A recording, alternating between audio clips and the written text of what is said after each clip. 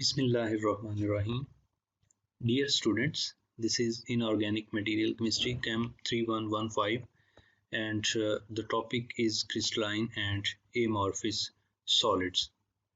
The key concepts which I will discuss, they are crystalline solids, 7 crystal systems and their interconversion, and finally amorphous solids. Let's start from a little introduction about crystalline and amorphous solids. Think of two kind of materials. One is diamond and the other one is cotton candy. So what do you think about these two materials? What are the differences between these two materials? Are these two materials similar or they are different? Of course they are different in every aspect. Even then both of them, they are solids. So what are the differences between these two materials? Simply we can say a diamond is a very solid, firm material. It has definite shape, it has definite geometry, it is incompressible, while on the other hand the cotton candy can be compressed. It will not bear any kind of pressure, it does not have any firm geometry or shape. So this is a little difference between these two materials. So simply we can say the materials can be of two kinds. They can be crystalline or they can be amorphous. So what are crystalline solids? These are the most common type of solids. Their characteristics are they are firm, hold a definite and fixed shape, and they are rigid, incompressible. So generally they have a geometric shape and flat faces. The examples of crystalline solids, they include diamond, metals and salts. To understand the crystals or crystalline solids, we must understand their structures. The particles are arranged in crystalline solids in very ordinary fashion. These particles are arranged in repeating pattern of three-dimensional network, and this network is known as crystal lattice, and the smallest unit of crystal lattice is called unit cell. So we can see the crystal structure by using X-ray diffraction, and by using X-ray diffraction we can get clear information about the crystal structure of a material. Crystal structure and crystal chemistry helps us to understand the crystal structures. Dear students, inorganic materials are mostly in solid state, so this is why solid state chemistry is very important to understand crystalline solids. While talking about crystal structure information, this information includes unit cells, dimensions of unit cells, positions or atomic coordinates of atoms inside a unit cell. The crystal chemistry combines this basic structure information and it gives us information about elements, their principal oxidation states, their ionic radii in a crystal system, their coordination requirements and their preferences for ionic, covalent or metallic bonding. In other words, in any of the crystalline material, what kind of bonding is present, either it is ionic, covalent or metallic bonding. What is unit cell? The smallest repeating unit which shows the full symmetry of the crystal structure. In other words, the smallest repeating unit of atoms which shows all of the properties of a material. In this figure, you can see figure 1.1. It is sodium chloride structure. It has been represented in different aspects.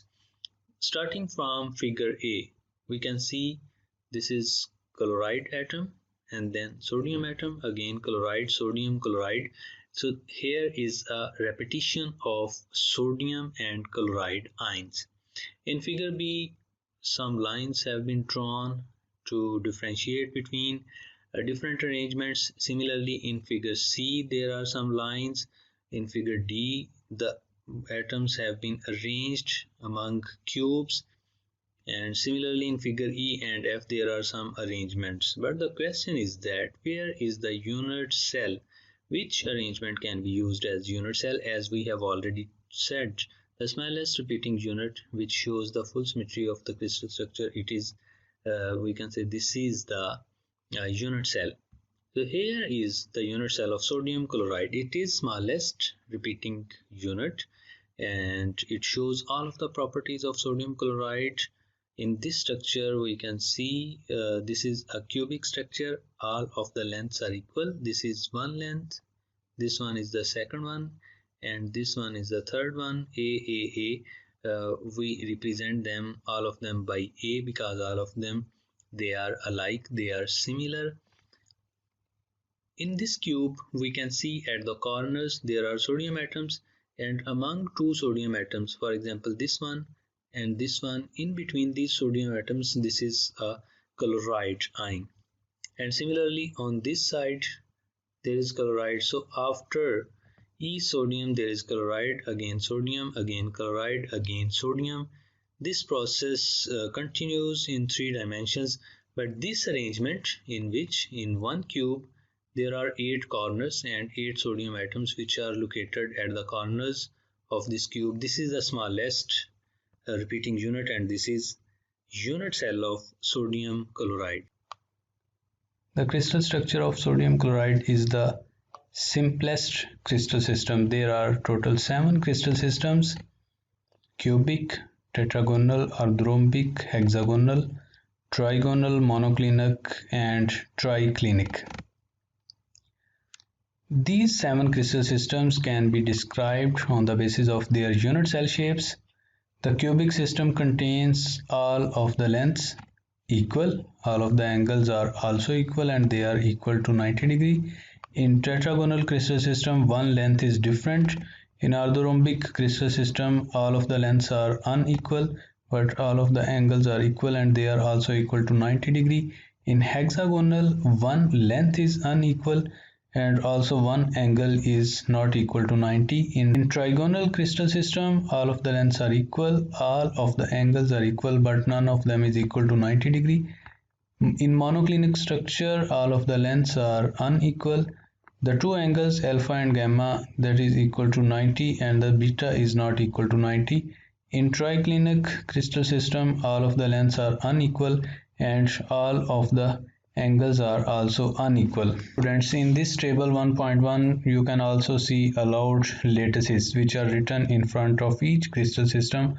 For example, for cubic crystal system it is PF and I, for tetragonal it is PI, for orthorhombic PFI A, and here you can see in parenthesis BSC. So what is PFI A, B or C? These are actually P for primitive, I for body centered, F for face centered, and C for side centered. We will discuss these terms and these systems in detail. Here is the unit cell of cubic system, then tetragonal, orthorhombic, monoclinic, triclinic, trigonal, and hexagonal. You can see in cubic all of the lengths are equal, so all of the lengths are represented by A. In tetragonal, two lengths are equal, they are represented by A, and the third one is represented by C. In orthorhombic, all of the lengths are unequal. In monoclinic, all of the lengths are unequal and one angle is also different. In triclinic, all of the lengths are unequal and all of the angles are unequal. In trigonal, one angle is unequal, and in hexagonal one angle is of 120 degree. These are 7 crystal systems. Now we will talk about conversion of these 7 crystal systems into one another. These 7 crystal systems can be converted into each other, starting from cubic symmetry. It can be converted to tetragonal and tetragonal to orthorhombic. So here is the table 1.1. For cubic, all of the lengths are equal and all of the angles are also equal, and they are also equal to 90 degree. So if we have a cubic system, if we stretch or compress the cubic system along one axis, it is converted to tetragonal. By compressing or stretching cubic system along one axis, its one length changes, and A is equal to B, and that is not equal to C, it becomes tetragonal. And similarly, if we stretch or compress a tetragonal system along the second side, it is converted to orthorhombic, And in orthorhombic, we know that all of the lengths are unequal. Similarly, if we share one face relative to opposite face, the orthorhombic system is converted to monoclinic. In monoclinic system, we know that all of the lengths are unequal. Two angles are equal to 90 and the third angle is not equal to 90 degree. So when we share one face relative to opposite face of orthorhombic where all of the lengths are not equal, it is converted to monoclinic. So from monoclinic to triclinic, if we share a second face relative to opposite face, monoclinic is converted to triclinic. Similarly, we can convert cubic into trigonal. So in trigonal, all of the lengths are equal, all of the angles are equal, but none of them is equal to 90 degree. So if we have a cubic system, we stretch or compress along one body diagonal. I will explain it. What is one body diagonal? Then the cubic system is converted into trigonal system. Simply, we can summarize the results of this interconversion. The 7 crystal systems are listed in 1.1, table 1.1, and they are shown in figure 1.3. 6 results we can get from interconversion of crystal systems. 6 of these unit cell shapes are closely interrelated and are either cubic or can be driven from a cubic system by distorting a cubic system in various ways. Thus, if one axis C is different length to the others, the shape is tetragonal. If all three axes are different, the shape is orthorhombic.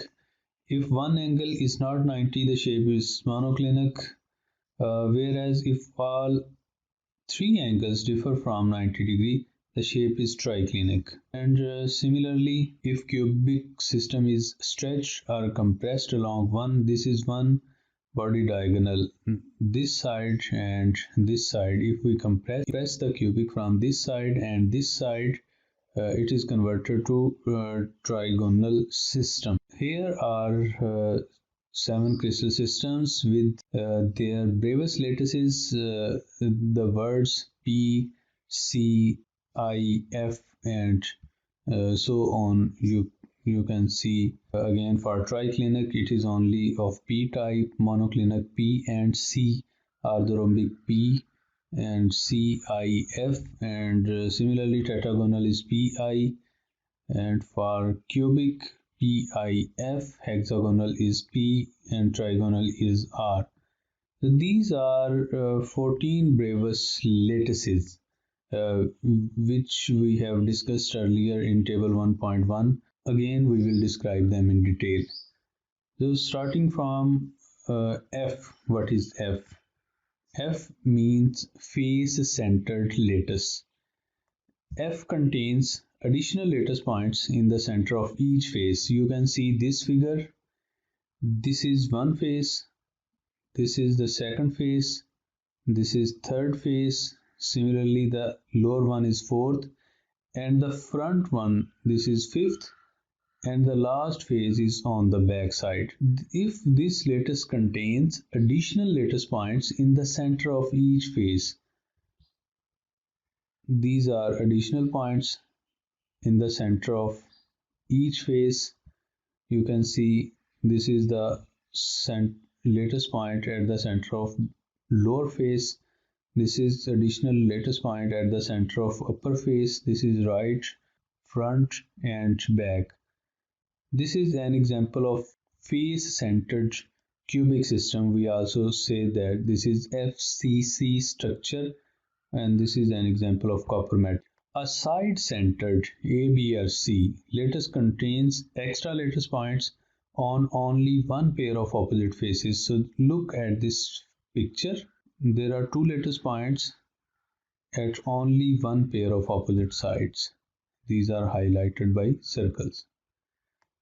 It is labeled as C-centered if the extra lattice points are on the AB face of the unit cell. This is the AB face. This is length A and this is length B, and all of this face is A B face. If the two lattice points are present on one pair of opposite faces, which are AB faces, then it is labeled as C-centered. Similarly, it is labeled as A-centered if the lattice points are present on BC face. It is labeled as B-centered if the lattice points are present on AC face. A body-centered lattice that is represented by I has an extra lattice point at the center of the body. You can see in this figure. This is alpha iron. It is body-centered cubic. So it is represented by BCC because it has a cubic unit cell with iron at the corner and body center positions. It is also important to note that for a lattice to be body-centered, the atom or group of atoms located at or near the corner must be identical with those at or near the body center. Here is an example of sodium chloride. It is cubic system. We can see there are sodium atoms at the corner, but this structure is primitive. Primitive is represented by P. It is the most common Bravais lattice. This sodium chloride is primitive. It is not body centered. Even there is a chlorine atom at the center of the cube, but this chlorine is different from the atoms, sodium atoms, which are present on the corners of the cube. So this is why this structure is primitive.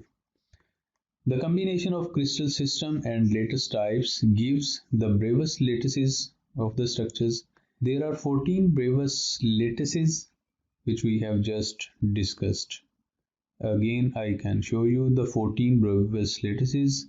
One is for triclinic, two for monoclinic, then four are for orthorhombic, two for tetragonal, cubic contains three Bravais lattices and hexagonal one, trigonal one.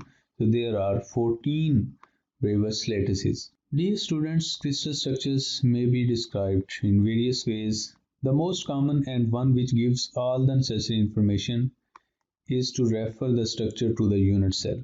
The structure is given by the size and shape of the cell and the position of the atoms, in other words, atomic coordinates inside the cell.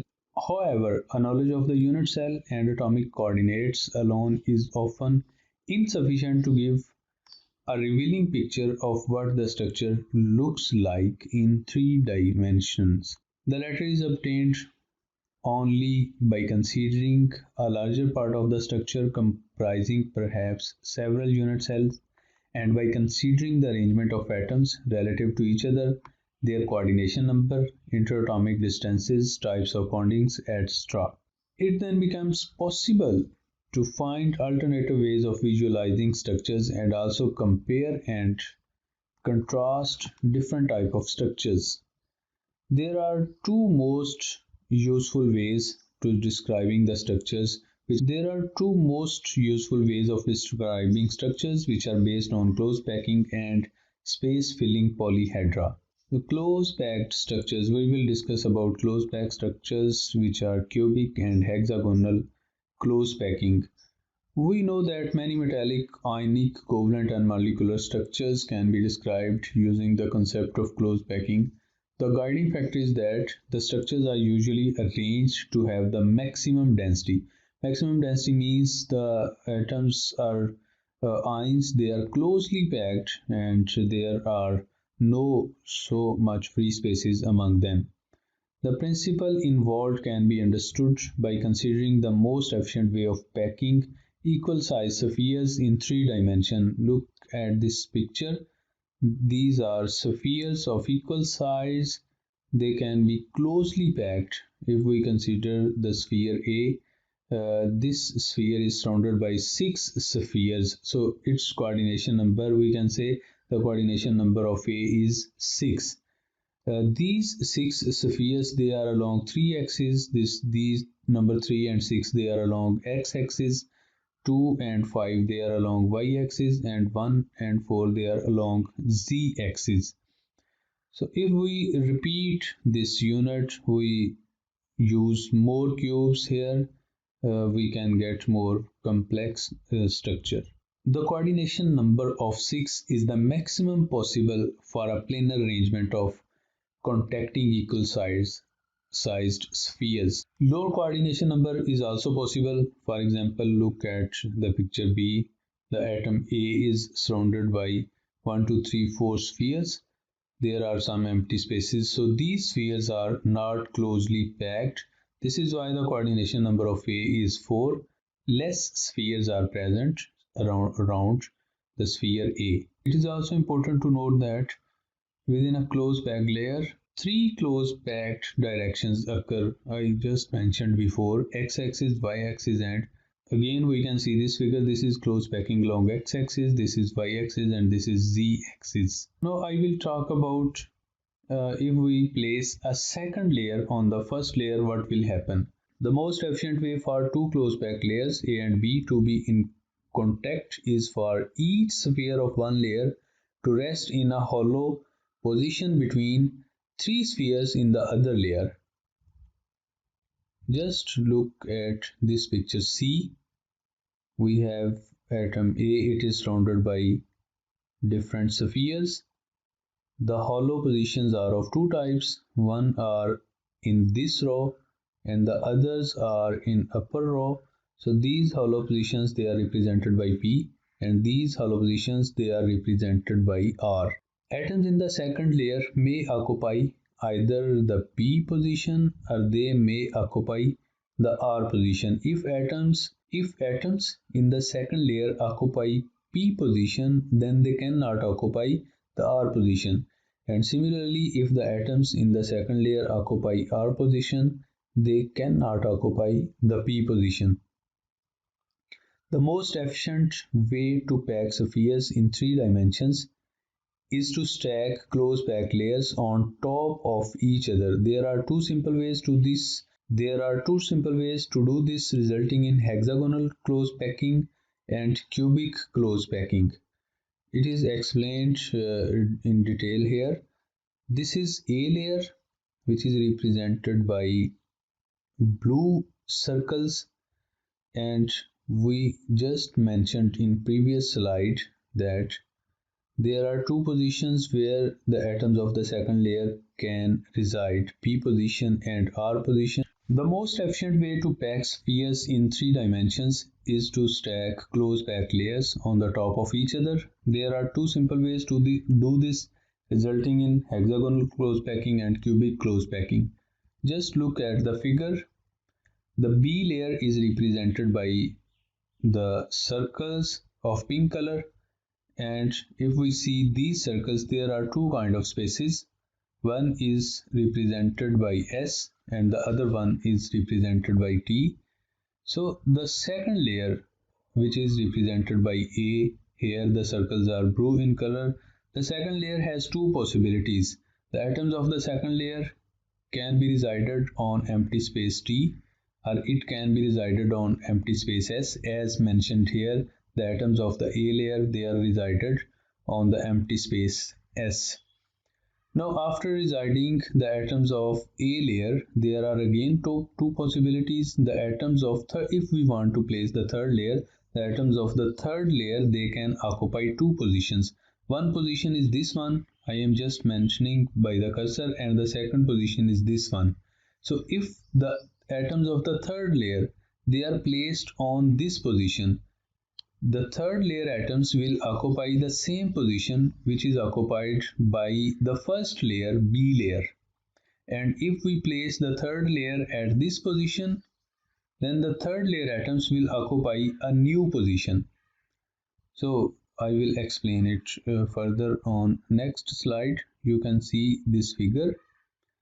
Thus the basic, if starting from B layer, this is represented by pink circles, and after B layer there is A layer, which is represented by blue circles. And now look at the C layer. The C layer atoms, they are placed on a position which is not A position, neither B position. So this is the two possibilities. The third layer can be placed exactly on the second layer or exactly on a new position. So if the third layer is placed on a new position, we get A, B, C pattern. And after that, the fourth layer will occupy the same position which is occupied by A atom. So this process will continue and we will get ABC pattern. On the other hand, if we place the third layer on the same position which is occupied by the first layer, then we will get AB pattern. So this pattern is called cubic close packing. The space between the atoms in crystalline structures are very less due to high intermolecular forces. This results in crystals having high melting and boiling points. The intermolecular force is also uniform throughout the structure. Crystals have long range order. This is the difference between the crystalline and amorphous solids. That crystalline materials, they have long range order. It means the unit cell is being repeated over a great distance. The inorganic materials are mostly in solid state. This is why we discussed all of the crystalline systems, and you have learned about 7 crystal systems. There are 14 Bravais lattices and close packed structures. Now let's talk about amorphous solids. Amorphous solids are rigid structures, but they lack a well-defined shape. They do not have a geometric shape, so they are non-crystalline. This is why they do not have edges like crystals have. In non-crystalline solid, the atoms and molecules are not organized in a definite lattice pattern. The most common example of an amorphous solid is glass. Other examples include plastics, various polymers, waxes, and thin films. Solids and liquids are both forms of condensed matter. Both are composed of atoms in close proximity to each other, but their properties are of course enormously different. While a solid material has both a well-defined volume and a well-defined shape, a liquid has a well-defined volume but a shape that depends on the shape of the container. So liquids are an example of amorphous solids where the atoms does not have definite positions. Similarly, a solid exhibits resistance to shear stress while a liquid does not. Externally applied forces can twist or bend or distort a solid's shape. Solids exhibit resistance to shear stress while liquids does not. In other words, we can say if we compress a solid, the solid particles will bear the stress and they can retain their original shape. Liquids flows liquid flows under the action of an external force. It does not hold its shape. These macroscopic characteristics constitute the essential distinctions that a liquid flows, lacks a definite shape, and cannot withstand a shear stress. A solid does not flow, has a definite shape, and exhibits elastic stiffness, again shear or stress. Here is a picture. We can see these are atoms and molecules in a liquid, and these are atoms and molecules in a solid. We can see the atoms or molecules, they are orderly arranged in a solid, but they don't have any order in liquid structure. In short, we can say the solids have atoms which are present at definite positions, but liquid does not have atoms. This variation in characteristics of solids occurs due to the arrangement of their molecules. Here the particles of matter do not form a three-dimensional lattice structure that we have seen in solids. Some naturally occurring have. Just like liquids, there are many solids which do not have ordered arrangement of atoms or particles among their structure. So these kind of solids, they are called amorphous solids. Amorphous solids break into uneven pieces with irregular edges.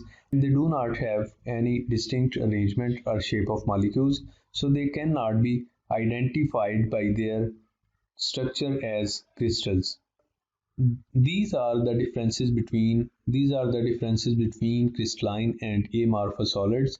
Crystals have an orderly arrangement of their constituent particles. In comparison, amorphous solids have no such arrangement. Their particles are randomly organized. Crystals have a specific geometry shape with definite edges. Amorphous solids have no specific geometry in their shapes. Crystalline solids have a sharp melting point on which they will definitely melt. Amorphous solids will have a range of temperature over which it will melt, but no definite temperature as such. Crystals have a long order arrangement of their particles. This means the particles will show the same arrangement indefinitely. Amorphous solids have a short order arrangement. Their particles show a lot of variety in their arrangement. Crystal solids break along particular points and directions. Amorphous solids break into uneven parts with ragged edges. Crystals are also known as true solids, whereas another name for amorphous solids is supercooled liquids. In this picture, we can see on the left side the figure A. This is a crystal structure.